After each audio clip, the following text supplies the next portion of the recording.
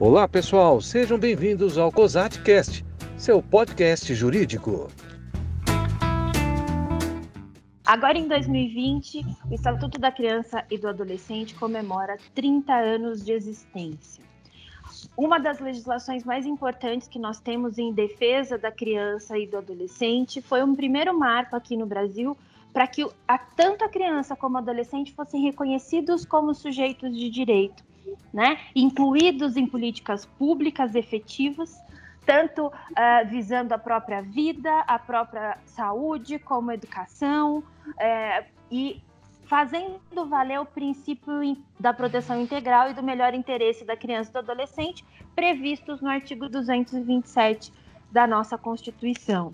Artigo esse que, se fosse cumprido, provavelmente a gente não teria a grande quantidade de problemas que nós temos, não só no Brasil, né, mas como em todo o mundo.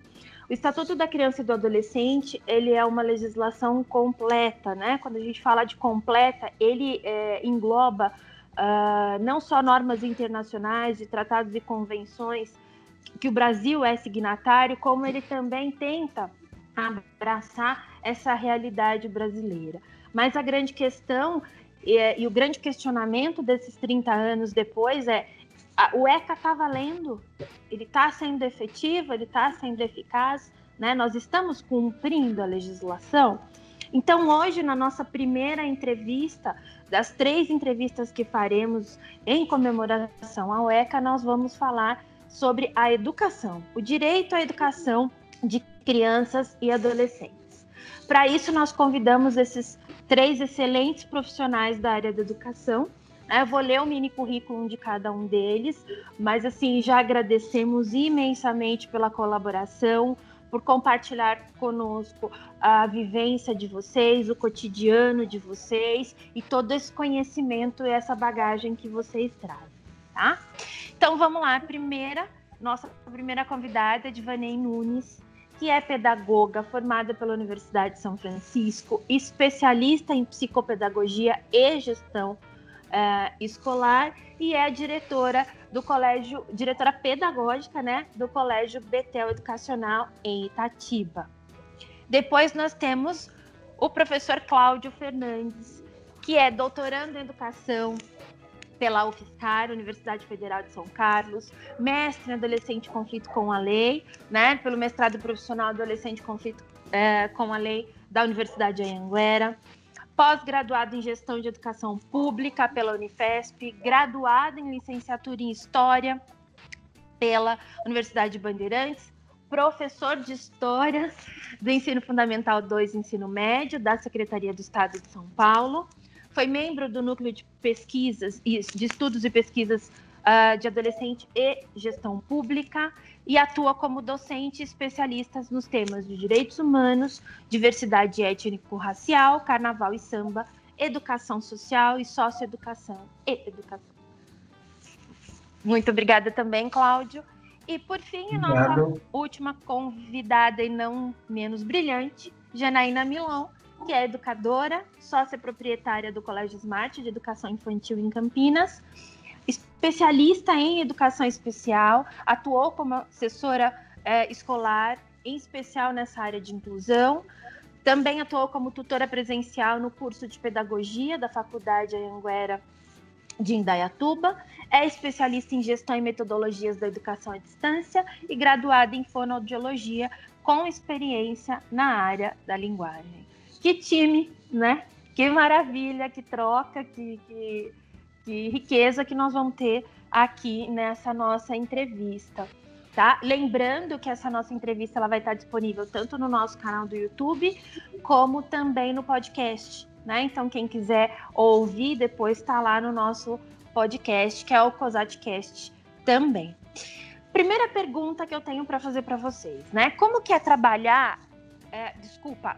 voltando um pouquinho, eu vou me basear principalmente no artigo 53, inciso 1 do ECA, que diz o seguinte, ó: a criança e o adolescente têm direito à educação, visando ao pleno desenvolvimento de sua pessoa, preparo para o exercício da cidadania e qualificação para o trabalho, assegurando-se-lhes igualdade de condições para o acesso e permanência na escola.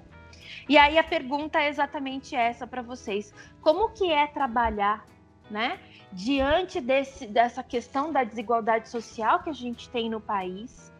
E até mesmo numa mesma região a gente pode ter, no mesmo bairro a gente pode ter essa desigualdade. Como que é trabalhar isso na sala de aula ou na escola para fazer valer esse direito aí de desenvolvimento pleno, né, na parte da educação prevista pelo ECA? Quem quer começar? Fique à vontade. Eu posso começar. Como já diz no ECA, né, a criança e o adolescente, ele tem o direito, né, na saúde, à educação. Então, quando a gente fala um pouquinho do âmbito escolar, cabe à escola estar ofertando, né, vamos dizer assim, propostas, né, para que todos esses alunos sejam trabalhados de forma igual para todos, né? Por exemplo, dentro de uma sala de aula, hoje nós temos salas de aula bastante numerosas. Então, cada aluno, né, com a sua desigualdade, cada aluno com um tipo de classe social, né? Então, assim, pensando dentro da sala de aula, cabe muito o professor, a escola, né, estar fazendo uma adaptação na proposta, né, para que o ensino seja ofertado, né, e igual para todos. Tem diferenças, né, claro. O ensino ele tem que ser igual para todo mundo. Então, assim, fica, né, sob responsabilidade, né, da escola estar fazendo um bom planejamento, né? Infelizmente, não podemos dividir a sala de aula, por exemplo, em 2 turmas, né?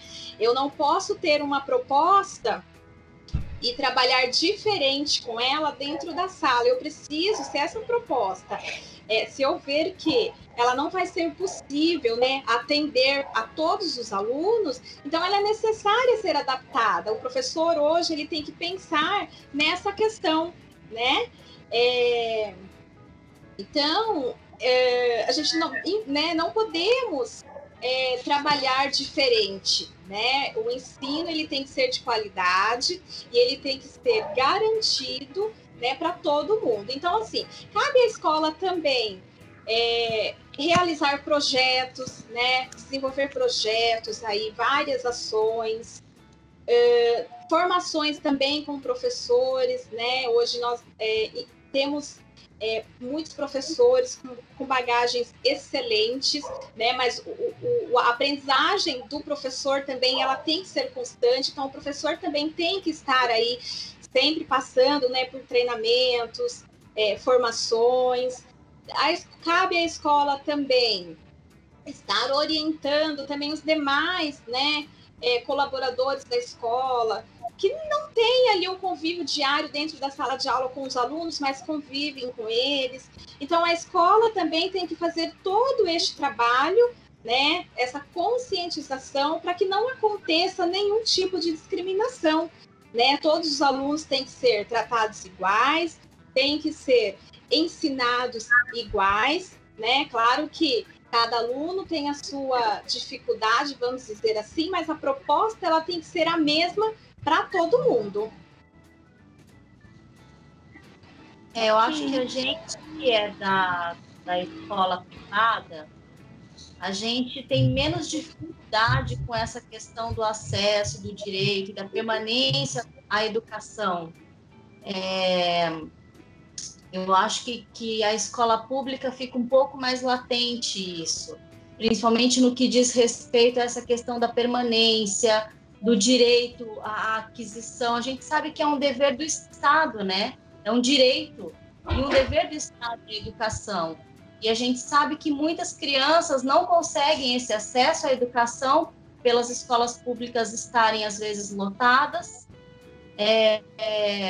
e muitas vezes dificulta essa permanência pelo acesso mesmo às instituições.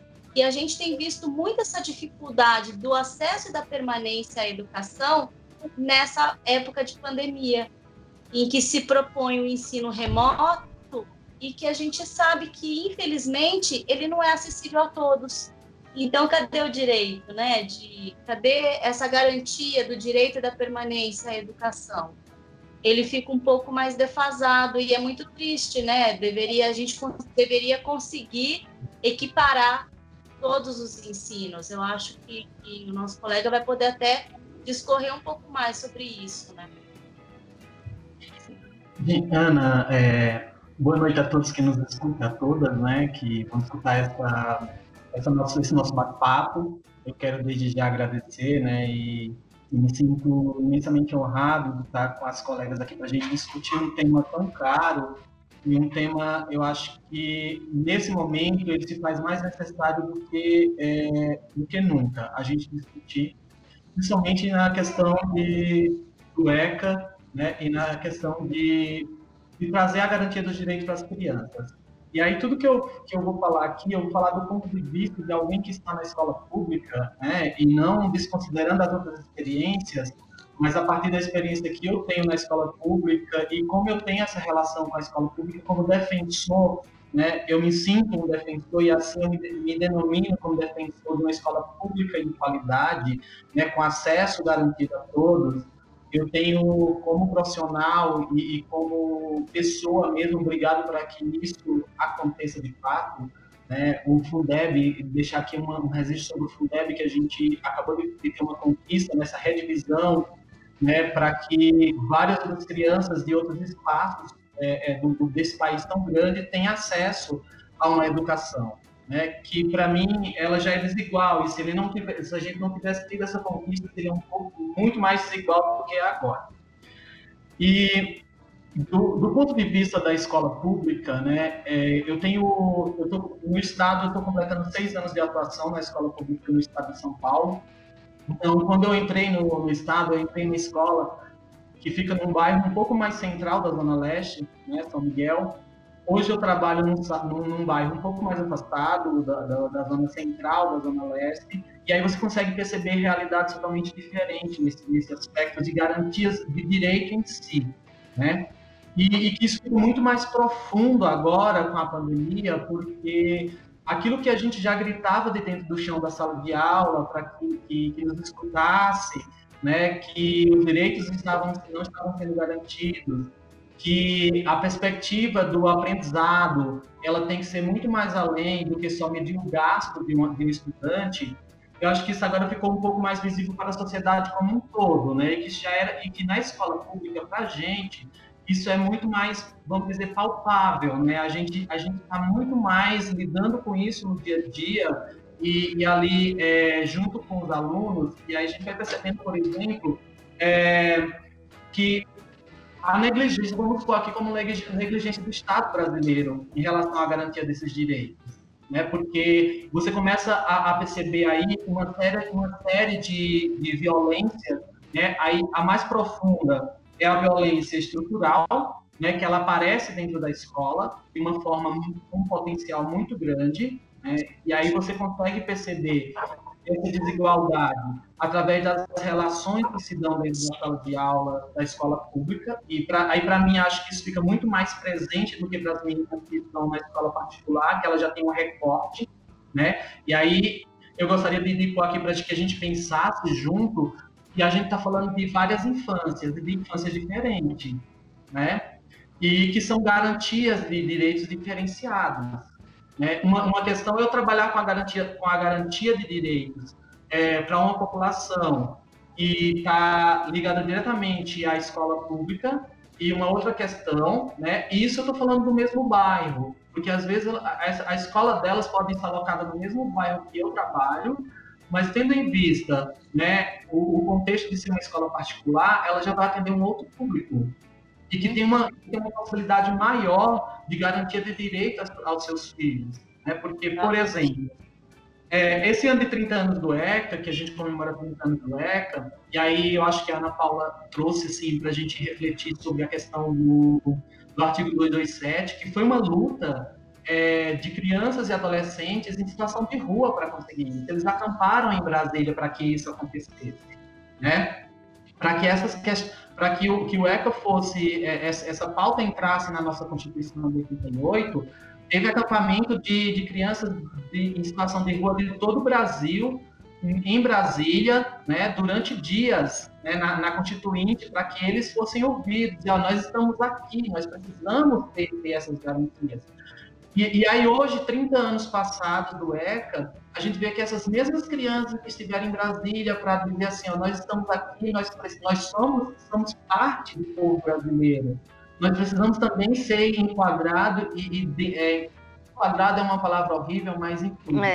Precisamos estar aqui dentro desse aspecto da garantia de direito como cidadão. E aí você percebe que 30 anos depois a gente está discutindo essa mesma temática e essa mesma galerinha que ficava lá brigando pelos seus direitos se estendeu de uma forma geral a todas as crianças e adolescentes como um todo, eles ainda estão sendo sonegados, né? E aí eu estou falando, por exemplo, da escola pública em uma zona em um bairro periférico, né, onde o CEP conta muito, onde, por exemplo, a exclusão... Quando tem CEP, né? Quando tem CEP, exatamente, Ana. Onde a exclusão, ela não é uma coisa subjetiva, mas ela é palpável ali com a gente, né? E aí, um pouco do que eu vou falar aqui também são das minhas vivências dentro desses espaços e como a gente dialoga com essas pessoas e como a pandemia faz com que eu perceba que aquilo que eu tenho lutado dentro da sala de aula é mais do que plausível, entendeu? Eu acho que é mais do que necessário o que a gente tem na sala de aula. E sai do texto e da notícia do jornal para concreto, né? Sim, Ana, e isso é assim, isso te choca ao mesmo tempo, mas te provoca a você repensar, inclusive como profissional, né? Sim. Eu sempre falo isso para os meus alunos, os alunos das minhas salas, que nos últimos anos eu tenho trabalhado bastante com os textos anos, que tem sido uma experiência, assim, para mim, riquíssima, porque eles têm me ensinado a repensar a minha forma de profissional dentro da sala de aula com as demandas que eles chegam.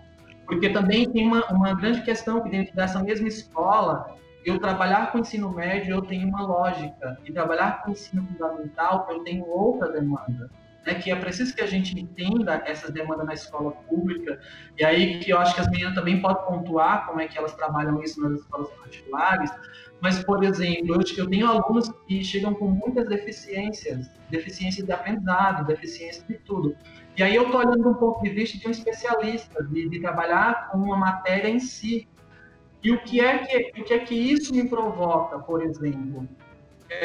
Essa demanda me provocou a ir buscar entender um pouco sobre a alfabetização, porque eu já recebo uma criança que ela vem de toda uma demanda social, né, negada dos seus direitos em habitação, em saneamento, em um local que não tem equipamentos públicos, para que elas visitem, para que elas, de fato, se organizem ali e usufruam desses equipamentos públicos. O equipamento público que tem mais próximo é um CEL, uma biblioteca e algumas coisas, mas que não dá conta do processo todo do bairro.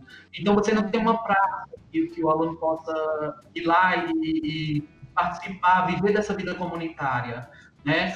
É um bairro dormitório, praticamente. E, por exemplo, tem muitas mães que eu tenho que receber fora do meu horário, depois da minha aula, porque se eu convocar ela para que a gente converse em algum determinado momento, ela não vai conseguir vir porque ela trabalha no centro, são 2 horas de trem para ir para voltar, então ligam, passam mensagem pedindo, por amor de Deus, para a gente atender ela 20 minutos depois que a gente terminar a aula. Então são essas coisas que a gente começa a refletir dos 30 anos do ECA, né? Se de fato nós como sociedade avançamos na garantia de direitos das crianças e adolescentes, ou ainda não conseguimos tirar do papel essa legislação tão brilhante, porque para mim é uma legislação magnífica. Se a gente conseguisse tirar ela do papel, conseguisse fazer com que todos esses atores, e aí eu volto ao artigo 227, porque para mim ele é importantíssimo, tendo em vista a luta da criançada e dos seus apoiadores, né, nos anos, lá na Constituinte de 88, para garantir que eles fossem incluídos nessa demanda, né, e que começaram a fazer um barulho imenso,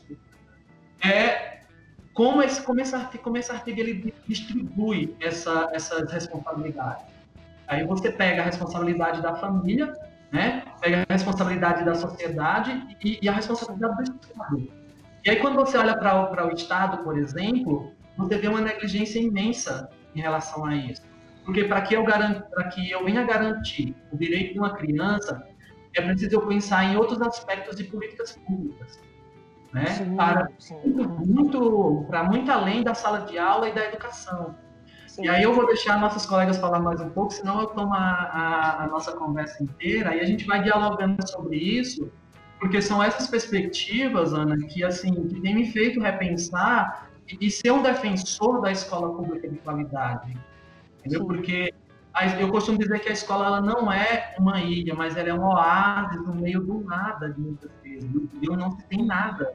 E essa pandemia tem feito com que crianças e adolescentes desses espaços, né, já deficiente em várias políticas públicas, ou incipiente, ou deficiente, ou vamos por aí, várias nomenclaturas para esse processo, elas não têm mais o espaço de socialização. Né? Então, a gente pensar a escola também como esse fator de um único lugar de socialização, muitas vezes, dessas crianças e adolescentes com seus pares e com outra parte da sociedade. E aí eu deixo para as meninas falarem mais um pouco e complementando aí, gente. Mas no que tange a esse tema, eu acho que o que mais se tem que trazer mesmo para essa discussão e para esse pensar, que nós como educadores, independente de eu ser da educação privada, de ter uma escola de educação privada, eu acho que nós como educadores devemos defender a educação de qualidade em todos os seus âmbitos, em todos os seus níveis. Sim. Não dá para pensar única e exclusivamente na educação. Então, quando eu falo, por exemplo, que a escola fechada na pandemia é muito ruim, pela socialização das crianças, a gente tem que ter esse olhar, eu estou tendo uma visão única e exclusivamente da educação privada. Mas se eu olhar um pouquinho ali para o lado, e essas crianças que dependem da escola para se alimentar? Porque não tem. Ela vai para a escola e é lá que ela tem, às vezes, a única refeição do dia dela. Então, assim, são coisas que a gente, no dia a dia, né, que ele fala muito, e eu gostei dessa palavra, do chão da escola, né? Então, quem está ali consegue sentir isso. E foi o que ele colocou também, é palpável, né? Para a gente que está de fora é muito confortável. Então, enquanto não me atinge, enquanto não pega em mim, eu olho, acho ruim, mas tudo bem. Eu estou tocando a minha vida. E isso que eu acho que precisa mudar, né? Eu acho que a educação da sociedade como um todo, né? Eu acho que toda essa esfera educacional tem que mudar, todo esse olhar para a educação como um todo tem que mudar. Porque não tem como, por mais que venha, por exemplo, uma BNCC, que venha com o intuito de igualar a educação, a gente sabe que isso não vai acontecer. Do mesmo jeito que há 30 anos se tem o ECA, e o quanto de eficiente a gente tem nisso, em se falando de escola pública, por exemplo, porque a gente depende de políticas públicas, que a gente sabe que não são eficientes ao ponto do que se precisava. Então, é preciso que todo mundo que trabalhe com educação volte o olhar para a educação como um todo, né? Porque só assim a gente vai conseguir cobrar do Estado, a gente vai conseguir cobrar políticas públicas melhores. Eu acho que enquanto houver essa divisão da escola privada e escola pública, isso por si só já é uma exclusão de direitos, né? Se eu, do meu olhar de escola privada, eu conseguir pensar só na educação privada, eu já estou excluindo a educação pública. Isso por si só já não é igualdade de direitos. E eu acho que falta um pouco esse olhar, sabe? E para a gente, essa importância, né? Porque eu falo que não precisaria de ECA se a gente cumprisse o 227, né? É muito importante você falar isso, Janaína. A gente tem um péssimo hábito ainda, eu espero que de repente daqui umas 15 gerações isso tenha mudado, é o olhar para o próprio umbigo, né? O olhar para o próprio umbigo é muito ruim. Então, por exemplo, quando você pensa, não, é só os meus alunos da minha escola e dane-se o restante. E eu, como profissional da área da educação, se eu não brigar, né, se eu não pedir implemento de política pública para todo mundo, se eu não abrir o meu olhar, cara, o reflexo é a sua obrigação, não enquanto dona de escola de educação privada, né, ou como intrínseca a isso, não, mas como sociedade, é obrigação sua. Porque o artigo ele não fala que podem, ele fala é dever da sociedade, da família e do Estado. Você é sociedade. Você pode tentar correr para algum lado, mas como sociedade você não tem para onde fugir. E assim, só para fechar essa questão, essas crianças, né, do ECA, da promulgação do ECA lá, 30 anos, chegaram na faculdade, alguns, né? Através de política pública, através de um FIES, de um ProUni, né? Eles conseguiram chegar na faculdade e eles chegaram na minha mão. Então, essa questão dessa discussão, dessa desigualdade, né, que a gente vê, estrutural, e às vezes não está relacionada apenas com o dinheiro, mas como uma repetição. A gente sabe que a educação também vem de berço, a família tem um papel fundamental, que a escola ela complementa e reforça aquilo que já vem de casa, né? Mas a gente tem essas crianças que estavam lá acampadas, como o Cláudio reforçou, essas crianças já podem ser avós hoje. A gente está falando de 30 anos, já reproduziram, eles já colocaram outras crianças no mundo, né? Então eles estavam num primeiro momento brigando por um direito que não era nem deles, né? Era numa próxima geração que estava vindo, porque até uma lei começar a surtir efeito, a gente sabe que demora isso no mundo do direito. Mas assim, essa galera que chega na faculdade com muita luta, por óbvio, né? Então imagina, passou pela educação infantil, fundamental, médio, e a gente sente essa desigualdade em sala de aula. Então eu dou aula na universidade para classe A, B, C, D, Z, né? E a gente vê essa discrepância. A gente tem alunos com uma dificuldade, inclusive de raciocínio, com problema de interpretação de texto, com potencial incrível, né? Mas a gente sabe que faltou. Então, a importância da educação, né? Principalmente do chão, né? Desde da alfabetização e essa continuidade, qualidade, ela é tão fundamental, né? Eu acho que assim, ela reflete em todo o restante, Muito bem, vamos para a nossa segunda questão, então.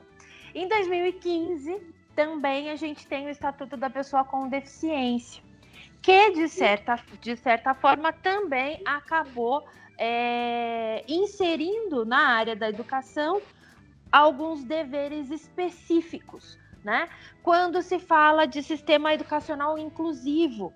Então, a gente tinha, anteriormente, a gente pode criar, eu posso fazer uma outra entrevista com outra temática, aliás, a gente tem 1000 temáticas para fazer, né, em relação a isso, a gente pode ter 500 entrevistas depois com vários outros temas. Esse sobre a questão da deficiência, então agora a gente vai focar só um pouquinho nessa parte de educação inclusiva, e óbvio, muito por cima, mas a gente pode sim gravar. Como é que ficou essa questão da inclusão? Né? Eu tenho uma visão de ensino superior, eu tenho visões de educação de crianças e adolescentes por colegas que continuam atuando na área, mas eu queria que vocês compartilhassem como é fazer valer essa questão do sistema educacional inclusivo, né? Como que vocês enxergam e como que está acontecendo isso, né? No ambiente de trabalho de vocês? É muito difícil. Eu vou falar assim, por experiência. Eu trabalhei muito tempo com assessoria escolar. Algumas escolas públicas e, na sua grande maioria, escolas privadas. E é muito difícil você pensar em inclusão, e a gente passou tanto tempo excluindo. Então, a gente veio de uma época não muito distante de pais que, quando tinham filhos deficientes, por exemplo, escondiam em casa, não levavam para a rua por vergonha, dependendo da cidade, se é uma cidade muito pequena. Então, a gente vem de uma sociedade de exclusão, de vergonha, de não saber como lidar, de estranheza. E por mais que isso tenha evoluído e que tenha melhorado, ainda é muito difícil. Esse olhar para a inclusão ainda é uma inclusão que exclui. E na educação, eu sentia, né, quando eu trabalhava com assessoria, muita resistência das pessoas, dos professores, em saber como atuar com a inclusão. Então, é aquela inclusão que acha que eu posso deixar a criança ou adolescente, enfim, num canto da sala com uma outra pessoa acompanhando e fazendo atividade com ele e pronto. E isso é uma inclusão que exclui, né? Tem uma imagem para mim que é super bacana, que ela põe vários círculos. Então, a criança fora do círculo, com os amigos, a criança dentro do círculo, mas numa mesa separada, e todos juntos. Então, isso é muito representativo. O você conseguir colocar todo mundo junto é a grande dificuldade, inclusive para os pais. Eu tenho muitos pais que têm essa dificuldade de, nossa, mas ele consegue, mas ele vai fazer, mas por que não faz diferente para ele? Então, é muito complicado essa questão da inclusão. Eu acho que ainda precisa caminhar muito no sentido de se entender o que é inclusão, né? Eu sempre falo, eu já tive algumas crianças de inclusão lá, atualmente eu estou com um autista, e eu sempre falo para quem atua, né? A gente não tem que fazer uma coisa diferente para ele, né? Eu não posso atuar diferente com ele. O meu olhar diferenciado vai ser para o resultado. Então, todo mundo tem que pintar, ele também vai pintar. Não importa se é com dedo, se é com pincel, se é sentado no chão, se é na mesa. Mas ele vai pintar também. E o olhar que eu vou ter para aquela pintura dele que vai ser diferenciado. Mas eu não posso falar, não. Então, ele não consegue pintar porque ele tem uma paralisia, por exemplo, ou ele não consegue pintar porque ele é um autista. Eu tenho que pensar numa adaptação para que ele consiga pintar de forma que ele se sinta incluído. Então, por exemplo, o autista não consegue ficar parado. Alguns deles não conseguem ficar sentados e preferem fazer no chão. Bora a sala inteira para o chão, então, vamos fazer junto com ele, para que ele se sinta inserido naquele meio, para que os que convivem com ele consigam percebê-lo como igual, apesar de suas diferenças, porque todo mundo é diferente, né? E é importante a escola sempre trabalhar isso, quanto nós somos diferentes, né? E que é isso que nos torna iguais, sermos todos diferentes, na verdade. Mas eu sinto que ainda é muito, muito difícil. É um trabalho que, se eu tivesse tempo, eu continuaria, que era esse trabalho de assessoria nas escolas para implementação de inclusão. Mas eu ainda tenho esperança que isso vá melhorando. Legal. Isso que a Janaína colocou, com a realidade da escola particular, né, faz muito sentido, né? É bem isso que ela falou. Ao mesmo tempo, nós temos que incluir o aluno, né? Porque, primeiro, o papel da escola é sempre incluir o aluno, né? Independente da deficiência que o aluno possui. Então, assim, sem querer, muitas vezes, acaba acontecendo, né? A exclusão sem ser notória, né? Então, assim, é muito cuidadoso, né? É um papel que é uma exigência, vamos dizer assim, né, que o aluno precisa, né, ter todo esse tipo de cuidado e de inclusão, né, e que a escola tem que estar muito atenta quanto a isso, né?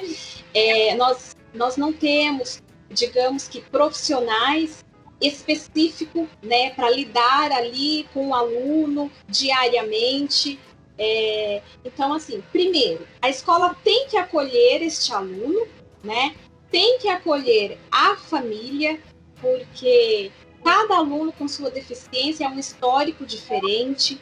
Tem casos também da aceitação até da própria família, né? É difícil, por exemplo, para muitas mães, né, aceitarem isso, porque elas têm muito medo, né, de como essa criança vai ser na escola, de como ela vai ser aceita, né, na escola.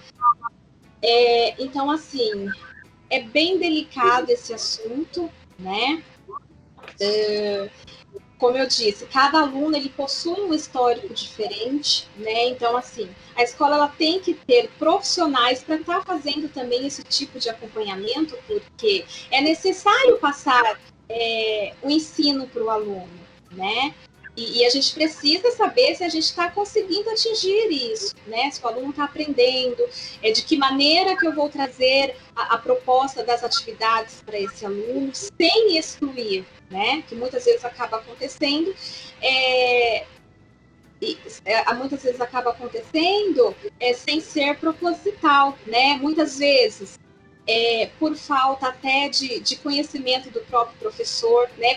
Na escola particular, vamos dizer assim, que é menos trabalhoso, né? A escola particular hoje, ela consegue ter um profissional para fazer esse acompanhamento, ela consegue ter professores, né, que são da área, que consiga lidar aí com cada tipo de deficiência, mas muitos são ainda despreparados, né? Então, assim, a gente tem que ter muito esse cuidado, temos que estar a todo momento, né, orientando professores. A escola precisa ter um vínculo maior ainda, né, com a família. Então, é um trabalho de que pode acontecer muitas vezes de a gente não conseguir obter o resultado com este aluno que possui uma deficiência, por exemplo, do resultado dele ser um pouco mais lento do que dos demais da sala, né? Porque esse aluno ele vai ter o tipo dele de aprender, ele vai ter o tempo dele, né? E tudo isso acontecendo ao mesmo tempo, né? Sem que haja aí, né, essa exclusão. Então, o professor ele tem que ter esse olhar muito cuidadoso para esse aluno. No momento, por exemplo, de propor uma atividade, de fazer uma avaliação, é bem isso que a Janaína falou mesmo, né? A gente avalia esse aluno, a gente vai ter aí uma noção de rendimento desse aluno, como está sendo o desenvolvimento, se ele está progredindo. A gente vai ter essa noção através da avaliação. Mas eu vou avaliar esse aluno de acordo com os limites dele, né? Eu não posso ter a mesma visão que eu tenho com os demais, né, da sala de aula, ter essa mesma visão desse aluno. Então, assim, é bem delicada essa situação, né? Na verdade, quando você tem um aluno de inclusão, você tem que ter o que a gente chama de PEI, né? Que Sim. É um planejamento individualizado. Exato. Então, você acaba fazendo uma adaptação. Exatamente. E isso, com relação aos profissionais, tem uma defasagem muito grande de profissionais que sejam preparados, né? Especificamente para poder atuar. Quando eu fazia consultoria para a escola pública, que era até voluntária, o que tinha, por exemplo, são salas numerosas e que daí cai de paraquedas uma criança lá ou um adolescente para inclusão, com professores que não têm preparo para isso, porque a gente sabe que também há essa defasagem de promover atualização para eles, de promover coisas que sempre façam eles estarem estudando, enfim. Então, não se tinha muito conhecimento disso, e como é obrigatório ter uma pessoa que acompanhe, muitas vezes eles disponibilizam um auxiliar, alguma outra pessoa que nem é da área de educação especial, por exemplo, para estar acompanhando essa criança. Então, ou esse adolescente, então acaba sendo assim, a criança frequentando a sala. E por mais que aquele professor esteja empenhado em desempenhar um bom papel, em fazer o diferente, muitas vezes pelo número de crianças por sala, de alunos por sala, e pela própria inexperiência, isso acaba sendo um pouco difícil, acaba não sendo eficiente. A criança fica ali se matando.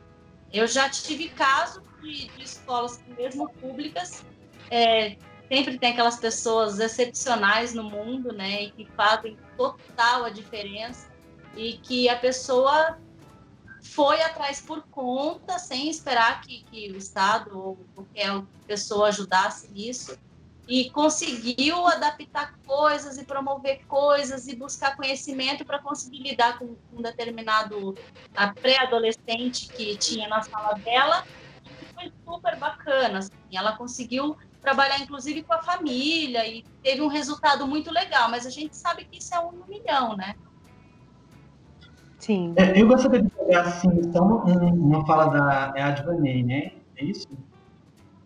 Isso. E ela falou da questão do acolhimento familiar. Aí eu acho que, do meu ponto de vista, do meu lugar de fala, né, de onde eu falo, nesse sentido de escola pública, eu acho que essa inclusão ela tem que passar primeiro pelo sentido desse acolhimento familiar.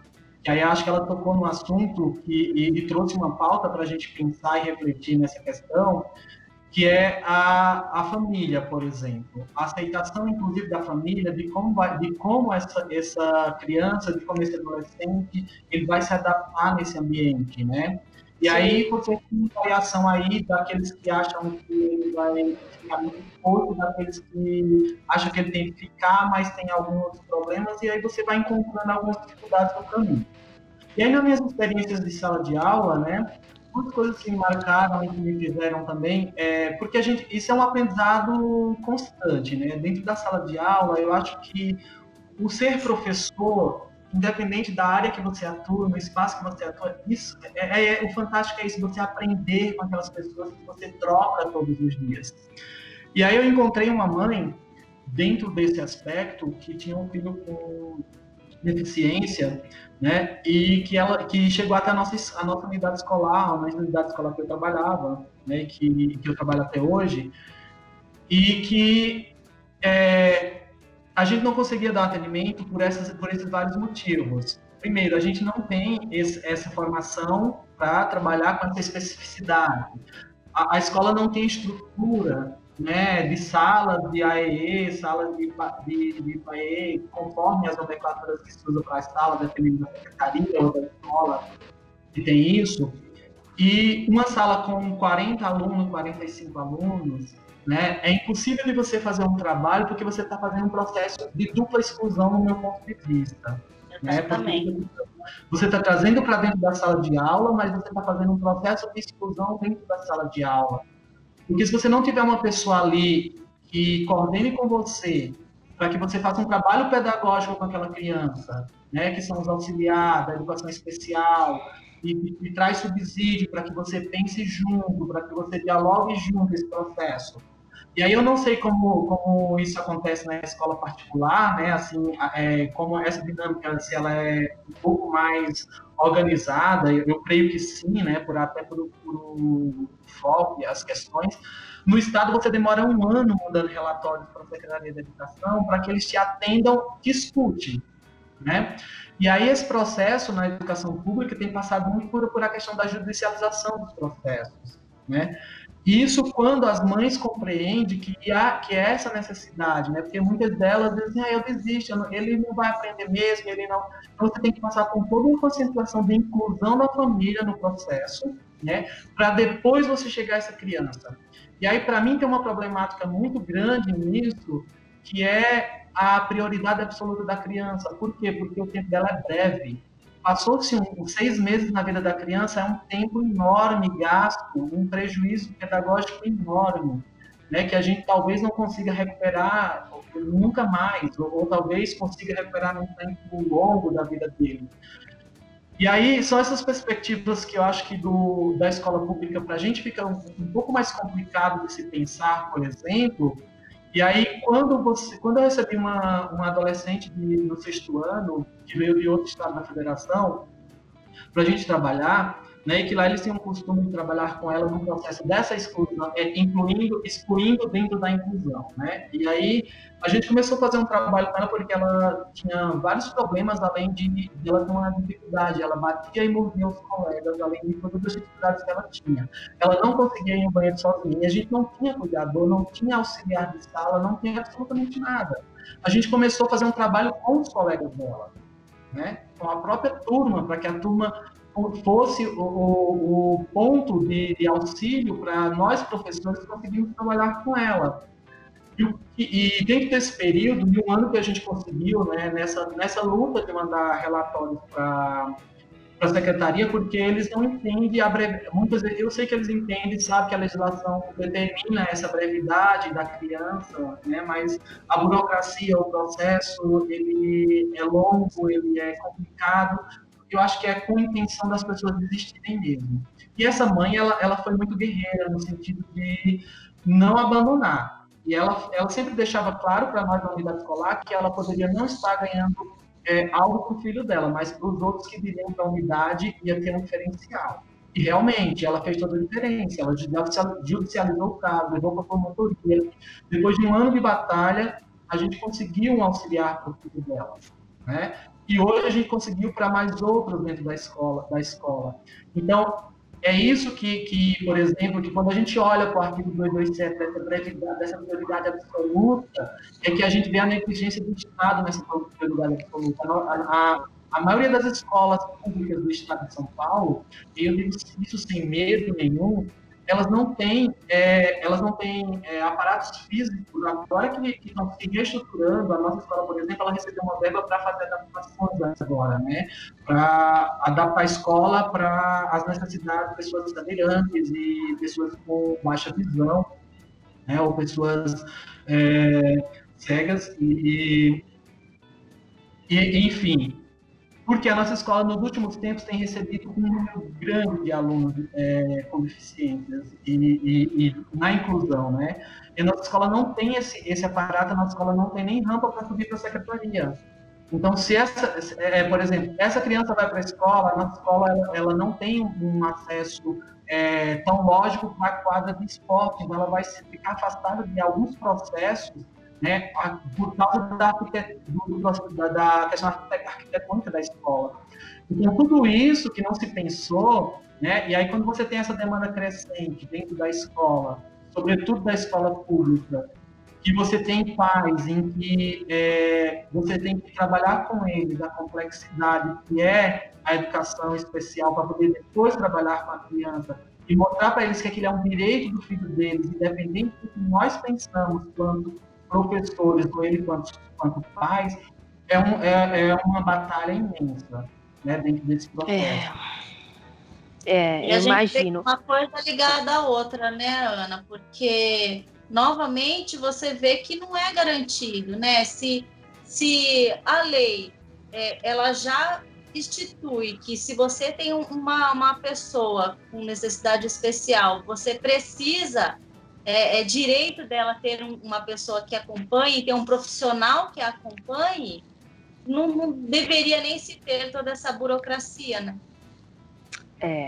Essa questão das pessoas deficientes, ela é de muita luta, né? Como todos os vulneráveis, é de muita luta por reconhecimento, né? É de muita luta para fazer valer direitos. A questão da inclusão, eu falo que a inclusão é de todos os vulneráveis, né? A gente fala de criança, de população LGBTQI+, de criança, de adolescente e de deficiente. E a gente tem uma legislação muito nova, porque para a legislação 2015 foi ontem, né?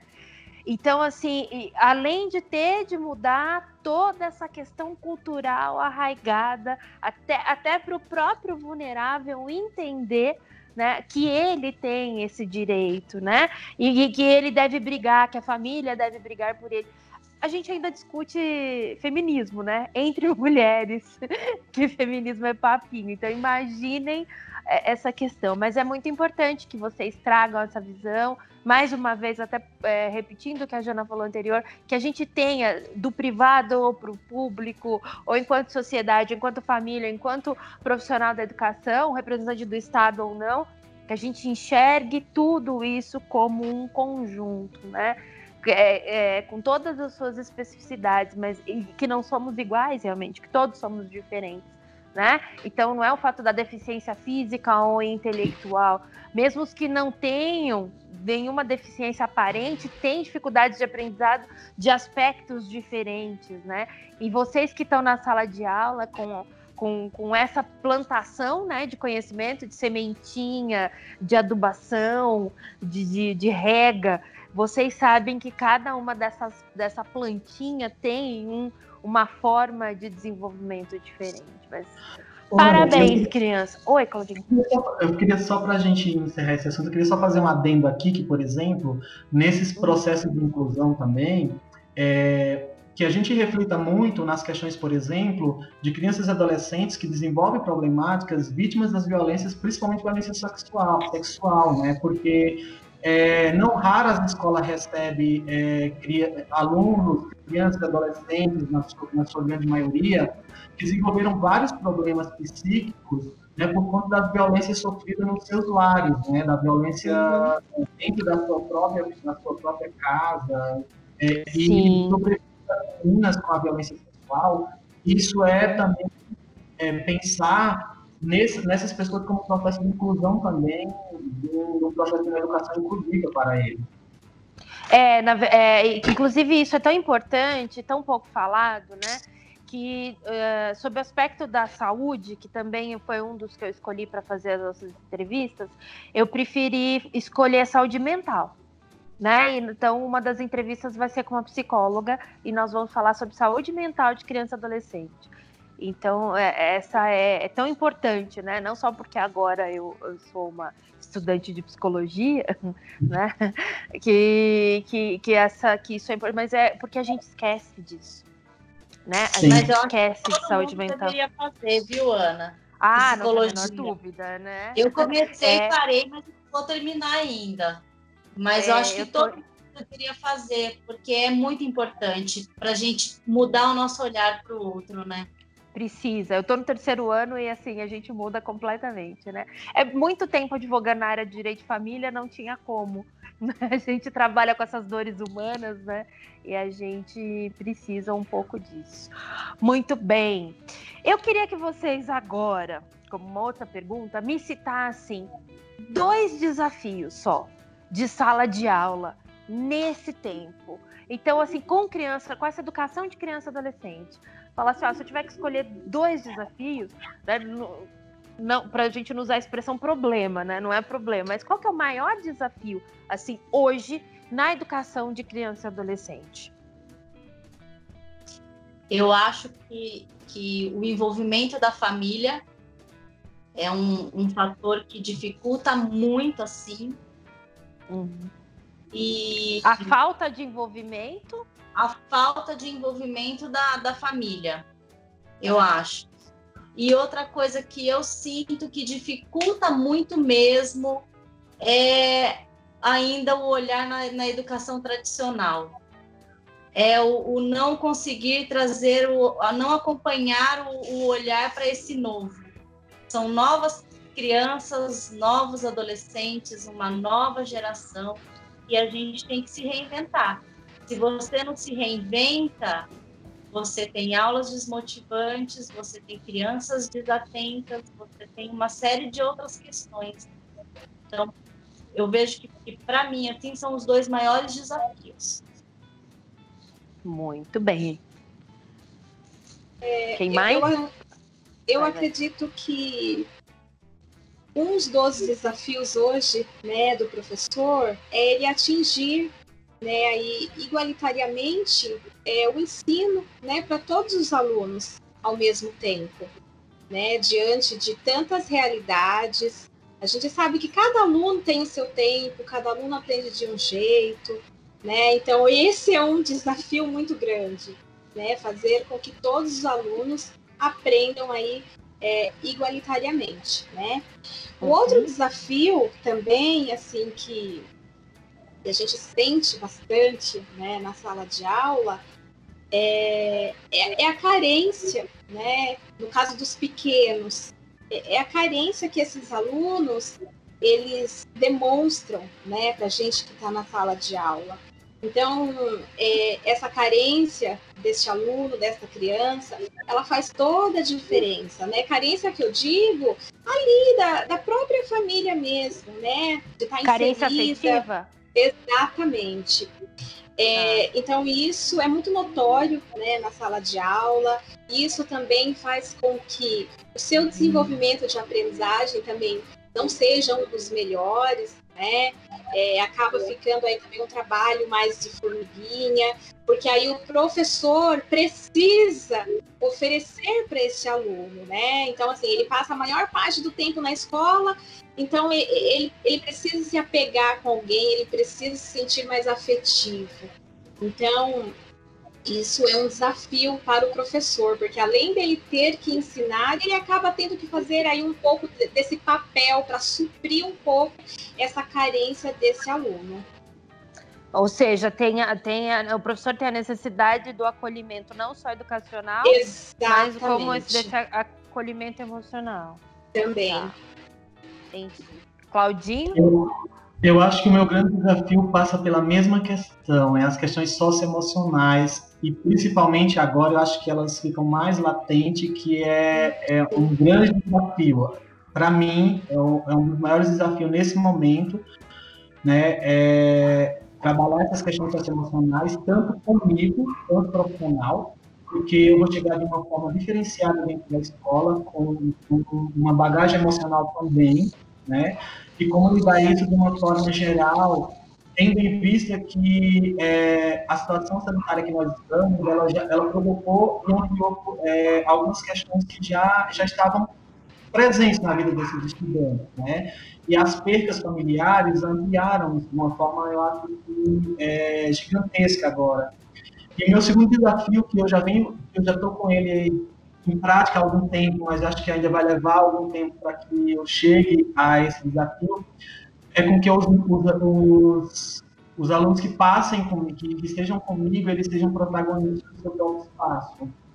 Que isso é uma dificuldade também para eles se entenderem como protagonistas do espaço deles, né? E nessas relações de poderes que ainda existem dentro da sala de aula, né? Que a gente consiga fazer uma educação mais horizontalizada, né? E aí eu não estou falando aí de tirar as hierarquias aí que existem dentro desse processo, mas que essa nossa relação dentro de sala de aula seja um pouco mais horizontalizada, e é o meu desafio, eu acho que há um bom tempo que eu estou batalhando com ele, mas ainda não consegui avançar totalmente nesse processo, né?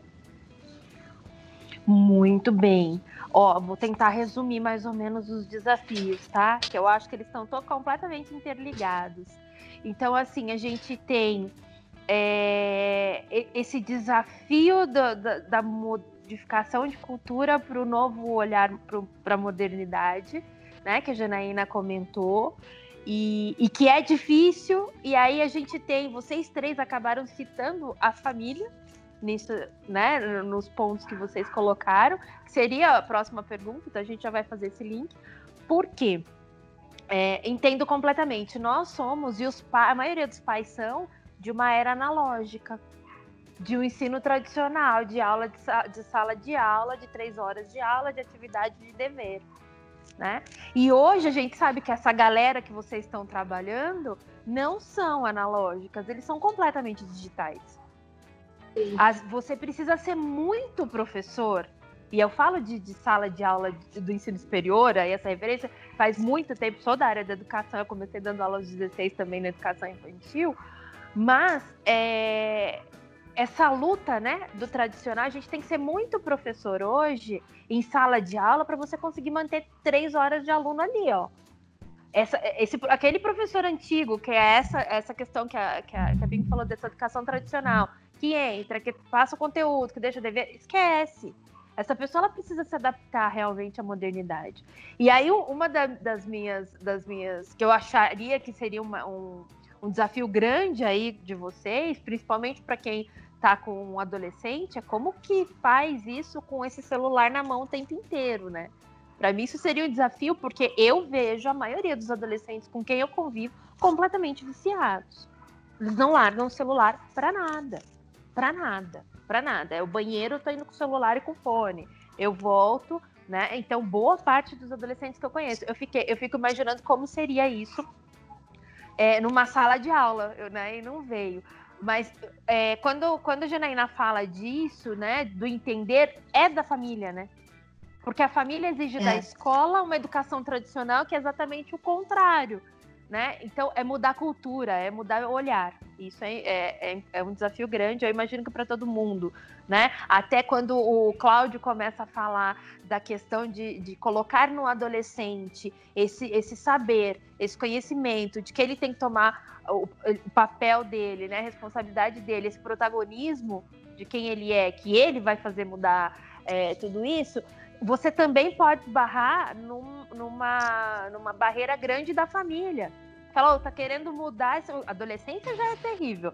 Você chega para uma sala com um professor que empodera, que te dá consciência do universo, que dá todo esse reconhecimento para o adolescente enquanto sujeito, e sujeito de ação. E ele vai para casa, chega em casa, tiver uma família tradicional, imagina o conflito que você vai gerar. Esse pai vai bater na porta da sala e vai te chamar de vermelho, entre outros adjetivos, se esse pai não tiver a cabeça aberta. Então, importante vocês falarem, que vocês mostraram exatamente a questão do afeto, né? A questão dessa carência. Então, é aquilo, eu vejo que a gente está numa sociedade moderna bem delicada, né? Você tem restaurantes de final de semana, gente. Quando a gente tinha, né? Numa época que a gente ia ao restaurante no domingo, por exemplo, aqueles restaurantes que vão as famílias. Aqui no interior, Cláudio, tem muito disso, né? Vai toda a família para uma cantina italiana. Aqui em Jundiaí é o que tem, né? E aí você vê pai, mãe, filho adolescente e duas crianças, todo mundo no celular ou no tablet. Né? Então, por exemplo, dentro de casa, essas crianças têm contato com o celular e com o tablet. Aí na escola, que eles não têm o celular e nem o tablet, eles precisam desse acolhimento. Aí eu tenho carência, né? Aí eu tenho uma falta de um abraço, alguma coisa assim. Então eu acho que... E claro, na escola pública esse afeto vai... Se eu tenho um professor, cara, que fala que eu sou danado de bom, que eu tenho um potencial incrível, que eu posso mudar o mundo, que eu sou o cara. Mais carente, impossível, eu vou grudar nesse cara, porque aí eu tô recebendo não só ensinamento, mas como amor, né? Pelo amor de Deus, é o que eu quero pra mim. Parabéns, gente. E a minha pergunta era também sobre essa importância da família no ensino de crianças e adolescentes. Vocês já meio que responderam, né? A importância é tão grande que eles precisam mudar o olhar, eles precisam começar a se inserir no ensino. Eu vi muitas reportagens e alguns depoimentos que nessa época de pandemia, principalmente aí, eu vi por aqui, muitos pais que reclamaram de serem obrigados a ficar assistindo aula, de serem obrigados a fazer os deveres, ou as atividades, ou acompanhar. Reclamaram para as escolas, muitos não queriam pagar mensalidades porque não estavam tendo aula, que as crianças não estavam lá, né? Então, muitos assim... falando que eles estavam sendo os professores também, né? Então, essa foi uma questão que eu parei e pensei. Falei, não é bem assim, né? O professor, ele estudou, ele fez aí 4, 5 anos de uma graduação, fez uma especialização e assim por diante. O professor, ele nunca para, né? Igual o Cláudio já comentou, o professor, ele aprende dia a dia e essa aprendizagem é constante. E aí, quando muitos pais, né, falaram isso, né, que, mas eu tô sendo professor do meu filho. Então, assim, foi outro trabalho que a escola teve que desenvolver para esse pai poder ter esse entendimento. Mas vai muito no que você tinha falado, né, Ana, é uma família em que hoje em dia é muito diferente do que se tinha antigamente, né? Hoje pai e mãe trabalham, então já não ficam o dia todo com a criança. A criança ou passa a maior parte do tempo na escola, quando não está na escola, está na rua, dependendo se é adolescente, aí que está na rua mesmo. Então, não se tem esse convívio, né? E aí, de repente, quando você tranca essa família numa casa, e dependendo da casa que você está falando, nós estamos falando de 2, 3 cômodos, o negócio fica muito complicado, né? Então, realmente as pessoas não sabem mais conviver entre elas. Logo que entrou essa pandemia, a minha escola é uma escola pequena, com poucos alunos, crianças pequenas, escola privada, então é uma outra realidade, assim, né? Tem poucos alunos por sala, enfim. Então, logo que começou isso, a minha posição inicial foi trabalhar com os pais justamente isso. Então, já que eu tinha que mandar atividade, eu não mandava atividade pedagógica, eu mandava atividades lúdicas, normalmente um jogo, um desafio, uma brincadeira, alguma coisa para fazer junto, que seja ver um álbum de fotos de família e se contar a história daquela família, para resgatar nessa família esse convívio, para os pais aprenderem a conviver com as crianças. E eu tive que fazer uma reunião, inclusive expliquei isso aos pais, o porquê eu estaria tomando essa postura, não estaria enviando inicialmente conteúdo pedagógico, porque eu tomo por mim. Quando eu era pequena, se eu quisesse brincar na rua, se eu quisesse andar de bicicleta, se eu quisesse jogar bola, qualquer coisa, eu podia ir sozinha para a rua. Quando eu estava em casa, eu fazia atividade em família, seja jogar baralho, jogar dominó, assistir um filme. Hoje em dia, não. Os pais trabalham o dia inteiro, pegam a criança às vezes à noite, eu tenho contato às vezes à noite, isso falando da minha realidade, é claro. E aí, no fim de semana, que é quando você tem um tempo para ficar com a família, qual que é a diversão? Vamos sair para andar de bicicleta, vamos sair para tomar um sorvete. Ninguém mais sabe conviver em casa. Então, talvez essa carência também, né, que ela disse de que as crianças vêm carente, é disso. E hoje em dia o Cláudio até estava falando sobre essa questão do protagonismo, eu acho maravilhoso. Assim, parabéns pelo seu trabalho, porque se todos pensassem assim, né, se desde pequenininho a gente mostrasse que as pessoas têm autonomia, que elas podem ser protagonistas, que elas têm vontade, elas devem ser respeitadas na vontade delas. A gente tirar essa educação de que eu sou o detentor de saber e você só me escuta, não, vamos trocar. A educação é isso, eu aprendo e eu ensino o tempo inteiro, mas você aprende com uma criança pequena? Muito. Então, a gente ter esse olhar, né, de que a gente na educação forma sujeitos. E se eu formo sujeitos, isso não passa só pelo cognitivo. Isso passa pelo emocional, isso passa pelo afetivo. Não é só trabalhar cognitivo e motor, né, como era assim antigamente.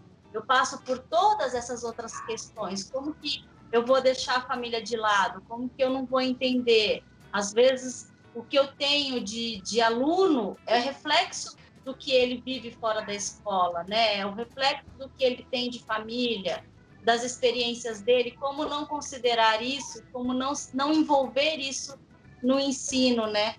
Então, eu acho fantástico essa história de realmente a gente tem que ter esse olhar de tornar os alunos protagonistas, né? E de envolver e ter noção que nós estamos formando sujeitos para a sociedade. Não é um aluno da minha escola, é um sujeito para a sociedade que daqui a algum tempo vai ser a pessoa que vai estar votando no nosso presidente, que vai estar juntando empresas, empregando, sendo educadores, enfim, esse olhar global que a gente tem que ter desde a minha escola, do berçário, a gente tem que ter já desse protagonismo. Eu achei essencial a fala do Cláudio, eu acho que a gente tem que ter esse olhar mesmo, de que a gente constitui sujeitos, né? A gente forma sujeitos, pessoas para a sociedade. Exatamente.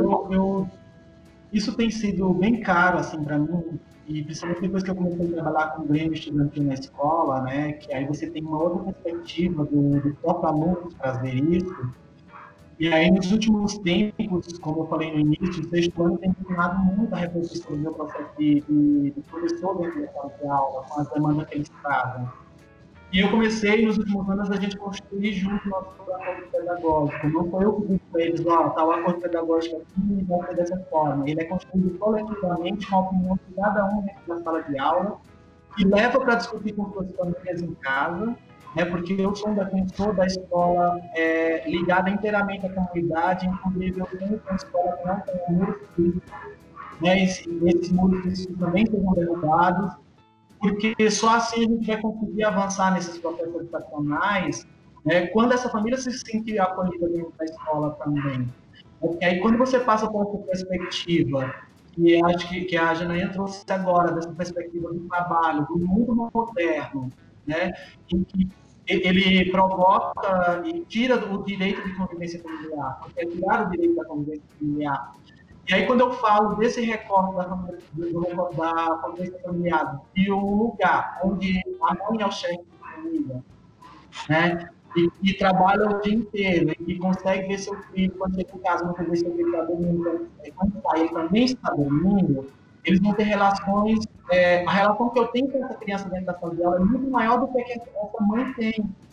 E a entender o processo de que muitas vezes ela não é que ela não quer ter relação com o filho, é que o modo de vida que nós vivemos hoje, sobretudo no estado como São Paulo, né, que você se gasta muito tempo para sair de casa, para se deslocar para os seus espaços de trabalho e tudo isso, essa questão é uma questão de sobrevivência.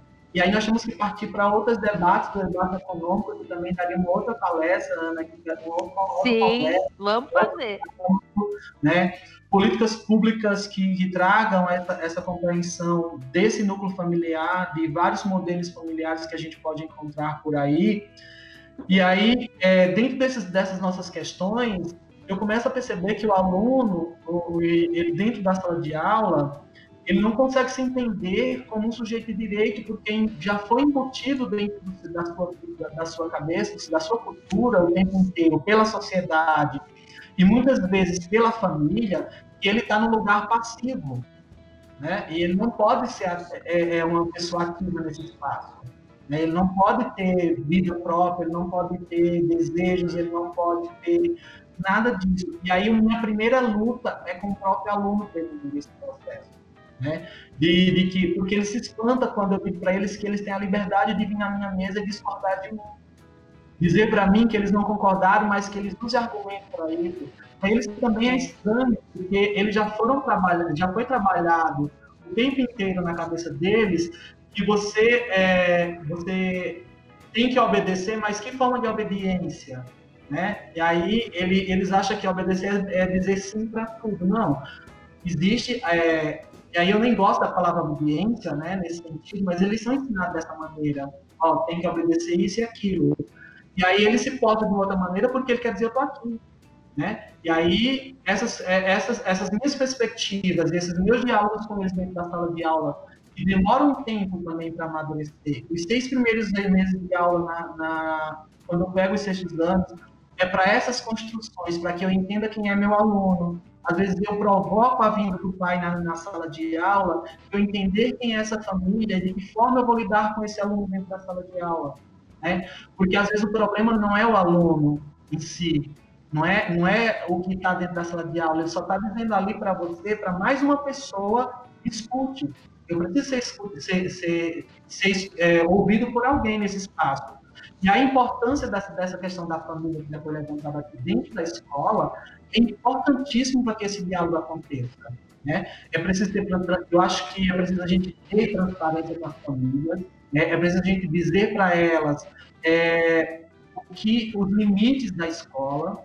Isso tem que ficar bem nítido para que eles entendam os limites da escola, porque senão a escola acaba assumindo processos que não é dela, né? Que não cabe à escola, cabe a outros entes, outros atores sociais, outras instituições e não à escola, né? Para que a escola não assuma uma carga também para além daquilo que é de responsabilidade dela.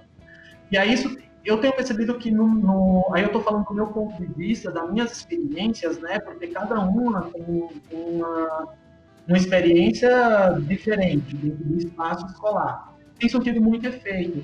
Inclusive, quando eu consigo ficar com essa mesma turma por 23 anos, Só no meu gesto a gente já se comunica. Só quando eu, dependendo da forma como eu me posiciono dentro da sala de aula, ele já sabe o que eu quero dizer. E isso é uma construção, demora. Tá? E aí talvez a gente, no imediatismo da nossa vida, a gente também não pare para pensar que essas construções são a longo prazo e não a curto prazo. Né? E aí a escola é isso também, né? E é importante a gente lembrar que essa questão quando a gente fala que o ECA reconhece crianças e adolescentes como sujeitos de direito, é importante que a gente lembrar que o ECA ele consegue distinguir que são pessoas em desenvolvimentos e fases diferentes. E isso é muito novo para a gente culturalmente. Né? A legislação ela já é nova. A gente fala de 30 anos, a gente agora consegue. E mudar a legislação não significa mudar a cultura. Né? Então, por exemplo, adolescente até hoje ninguém sabe lidar com eles, né? A gente vem de um histórico, né? Eu acho que eu sou a mais velha aqui do grupo, mas assim, você tem criança, quem é criança? Criança é aquele pequenininho que ainda não sabe cortar um bife, que ainda não sabe andar, que ainda não sabe falar e que precisa de toda atenção e todo conforto. E dali para frente, eu tenho um mini adulto, né? E um adulto. Pronto. Quem é um adulto? Aquele que já pode casar e trabalhar. E o que está no meio? É um mini adulto. O que significa isso? Que ele tem que ter obrigações, ele vai ser tratado de uma... Esse estágio latente, né? A gente já foi adolescente, a gente sabe que você tem aí uma loucura de hormônios, uma questão de desenvolvimento gigantesco, são as primeiras emoções profundas que a gente tem, que a gente começa a entender, e tem a questão da paixão, a questão da sexualidade, é tudo ao mesmo tempo agora. Aí que eu quero ser criança, mas ao mesmo tempo eu quero ser tratado como adulto em alguns aspectos, e assim, eles não se entendem, a família ainda não está preparada para entender, né? Então a gente tem a família que ou infantiliza ou joga na vida adulta ali no abacate verde embrulhado com jornal, né? Então, assim, a gente tem áreas, por exemplo, quando a gente fala do adolescente, a criança ainda ela já está um pouco mais protegida, né? Mas o adolescente é questionado o tempo inteiro. Então, a gente... que daria mais que... a gente já tem aqui um desdobramento por mais 15 entrevistas, umas 10 lives, enfim. Mas quando a gente fala do adolescente, o adolescente ele já é culpado por si só. Porque você já tem consciência, você já sabe se está certo ou errado. A grande questão da discussão da redução da maioridade penal é essa. Não, porque ele já está grande, ele já sabe que não pode fazer isso. Só que a gente foi adolescente não faz muito tempo. A gente sabe a quantidade de besteira que a gente fez, que a gente não faria hoje. Falo, meu Deus, onde eu tava com a cabeça? Eu dei sorte, né? De ser um adulto aqui sem muitas ranhuras, sem muitas cicatrizes. Então, a gente tem essa coisa, a família, ela não entende. Então, o adolescente, imagina, sai um adolescente empoderado da sala do Cláudio, chega em casa e fala, cala a boca, quem manda aqui sou eu. Você ainda é uma criança, enquanto estiver sob o meu teto. Então, esses conflitos, a adolescência, ela precisa ser acolhida e abraçada, porque não é fácil. E ainda tem uma outra questão que acho que a gente precisa pensar também nesse aspecto, é que o adolescente ele tem que se autoafirmar o tempo inteiro nesse sentido. Todas essas características que você trouxe aí, que você problematizou aí pra gente, ele tem que se afirmar o tempo inteiro no seu grupo, fora dele. Então, é um processo muito violento, né? E principalmente na demanda que nós temos hoje. E a gente sabe que é aquela fase do pertencimento. É a hora Sim. que ele escolhe o caminho dele. E assim, se ele tem a sorte de ter uma escola acolhedora, que ele vai se sentir pertencente àquilo, né? É aquele grupo, e é a necessidade do bando do grupo. Ok. Se ele tem a família que compreende, que acolhe, ok. O maior problema é a gente sabe quem é que está acolhendo, né? Já faz algum tempo, que é o tráfico de drogas. Então é a hora que você perde sim esse adolescente ou você ganha, né? Então por isso essa preocupação desse olhar, desse novo olhar tanto para a criança como para o adolescente, é a hora que esses traumas de infância, você falou de violência sexual, a gente sabe de violência ao extremo, é a hora da gravidez que vai gerar mais uma criança em desamparo, em situação de rua. Então, assim, a gente precisa começar a abrir o olhar e dar uma atenção tão grande. A gente não tem médicos especializados, gente. na saúde do adolescente. Então, ele sai do pediatra e vai ao pediatra até quando? Então, vamos pegar a menina. A gente tem as nossas necessidades biológicas diferentes. Então, a menina ela vai até o pediatra. Eu conheço meninas de 15 anos que continuam indo ao pediatra. Por quê? Por uma resistência da própria mãe de levar ao ginecologista. Né? E quando, na verdade, nesse meio do caminho, eu precisava de um médico para um adolescente, para explicar para esse adolescente essa transformação, que para eles não é... Gente, não tem nada de fácil na adolescência, que eu falo, é a pior fase que tem. Eu tenho pena dos adolescentes, eu falo, gente, vocês vão passar disso, que passem da melhor forma, principalmente saúde mental seja melhor, porque é difícil. Como é difícil a adolescência, cara. Eu tenho vontade de abraçar. Eu convivo com alguns, eu abraço, eu falo, vem cá, eu sei por que tá tão bravo, por que tá tão triste, porque é tudo muito intenso também, né? Uma tristeza muito profunda, felicidade muito... Então é isso. Muito bem, que senhores educadores, pessoas voltadas para a educação, aquele meu respeito, aquela minha paixão enorme, né? Eu quero agradecer, assim, acho que foi um bate-papo muito raso, né? Muito rápido, a gente já tá 1h20 falando.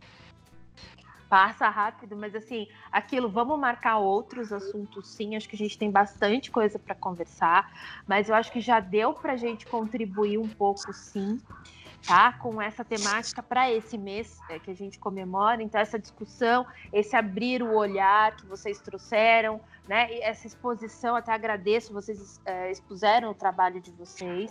Então, não desistam, jamais, né? Esse compromisso, essa responsabilidade gigante que vocês têm na mão, mantenham, que São Paulo Freire abençoe todos esses caminhos, iluminem sempre o caminho de vocês, desde o berçário, né, até chegar lá na faculdade comigo. Então, assim, não desistam, muito obrigada mesmo, a gente agradece toda essa contribuição, esse conhecimento e essa vivência de vocês. Fiquem à vontade se vocês quiserem dar um recado final. Eu gostaria de agradecer também pela oportunidade de poder escutar também em outras pessoas e agregar tanto conhecimento, né? Poder aprender tanto também com outras visões, outros olhares, eu acho que isso é muito importante. Ana, eu quero agradecer bastante pelo convite, porque não só pelo convite para o espaço de debate, mas também pelo acolhimento de vocês aqui para a gente discutir, né, a partir de cada olhar, né? Porque aqui é cada olhar que a gente está trazendo para jogar para a discussão, para a gente amadurecer em alguns debates, a gente desenvolver alguns pontos, a gente precisa reaprender alguns processos, que eu acho que é isso que representa o cotidiano do professor, né? Como todo, essa troca, é saber que nós estamos juntos, né? Na mesma batalha, na mesma luta pela educação de qualidade. Parabéns pela iniciativa, né? E que venha mais iniciativas como essa, que isso se reproduza bastante, para que leve para outros espaços de discussão e reflexões também. Muitíssimo obrigado às meninas pela companhia também, pelo aprendizado que vocês me trouxeram essa noite, que foi muito bom, muito agradável. Eu agradeço também, Ana, né, pela oportunidade desse momento de trocas, né? Acaba sendo uma troca aí de informações, de experiências, e tornando aí um momento muito rico, né? Isso é muito importante. Todas as palavras muito sábias, né, do Cláudio, da Janaína, a sua também, e são coisas que a gente acaba refletindo, né, para a nossa prática aí didática do dia a dia. Então, foi um momento muito oportuno, né? Eu agradeço mais uma vez pela oportunidade e vamos que vamos, né? Vamos lá, então, gente. Mais uma vez, muito obrigada a todos vocês.